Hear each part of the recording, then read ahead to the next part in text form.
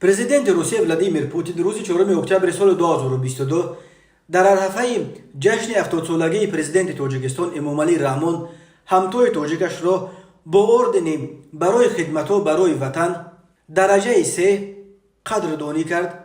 در فرمان پوتین گفته می شود که امامعلی رحمون برای سهم بزرگ شخصیش در تحکیم روابط شریکی و اتفاقی استراتژی بین فدراسیون روسیه و جمهوری تاجیکستان اینچنین تامین ثبات و امنیت منطقوی با این مکافات دولتی معتبر روسیه سرفراز گردانیده می شود.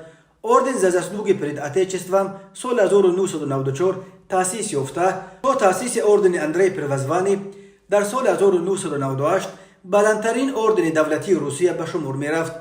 این اردن برای خدمت‌های فوق‌العاده بزرگ در تحکیم دولتداری و رشد اجتماعی و اقتصادی روسیه، فعالیت‌های علمی و تحقیقاتی، رشد فرهنگ و هنر، دستاوردهای بزرگ ورزشی، تحکیم صلح و دوستی و همکاری بین کشورها و همچنین برای سهم ارزنده در تحکیم اقتدار مدافعی روسیه تقدیم کرده می شود.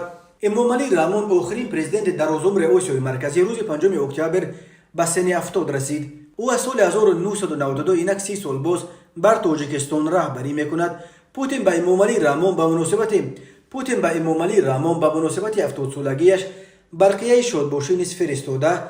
در آن پرزیدنت تاجیکستان را دوست حقیقی روسیه و ارباب دولتی خردمند و صاحب تجربه نامید است که در راه رشد کشور خود و حمایت منفعت‌های آن کارهای زیادی را انجام داده است و میان مردم از احترام شایسته برخوردار گردیده در عرصه جهانی اعتبار بلند کسب نموده است.